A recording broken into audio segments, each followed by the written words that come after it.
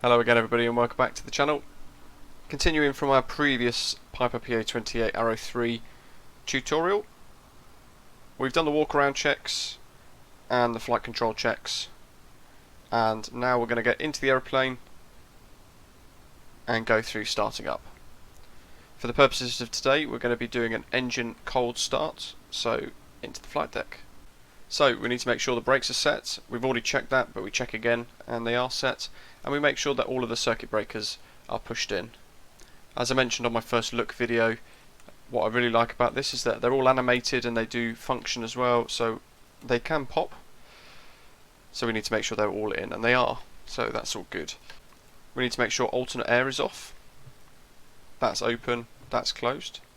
And we need to make sure that the propeller lever is fully forward, so right to the top.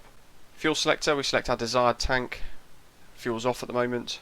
We'll select the left tank for now. And moving into engine starting checks then, we need to make sure for engine cold starts we bring the throttle just half an inch open. So alternator switch on, that's that button there. Battery master switch is next to it, needs to go on as well. And then we turn the fuel pump on. And you can hear it working.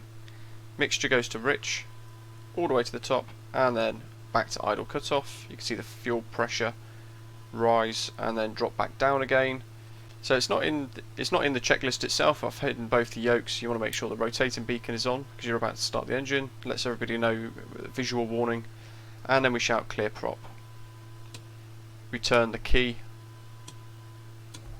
to start, and then we bring the mixture to full rich. You can see the RPM starting to rise, magneto switches drop back to both, and we can adjust the throttle accordingly. We need to aim for a throttle RPM of 1400 to 1500 RPM, which is pretty much in that range there. And effectively the reason for doing that is to warm the oil temperature up.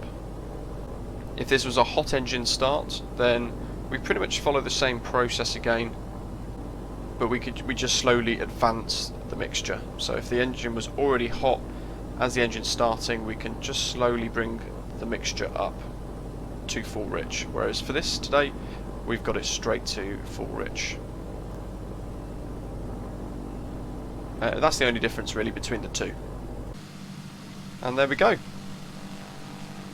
Really short, sweet video showing you guys how to start the JustFlight's Piper PA28 Arrow 3 in Microsoft Flight Simulator from a cold engine start. You want to make sure that positive oil pressure is indicated right about within 30 seconds after engine start, and if not, you have to stop the engine and try and work out why the oil pressure isn't indicating. In cold weather it will take a few seconds longer to get positive oil pressure indication, and of course as the engine warms up the oil temperature comes up to meet it as well, making sure at all times all the pressures and temperatures, T's and P's, are in the green.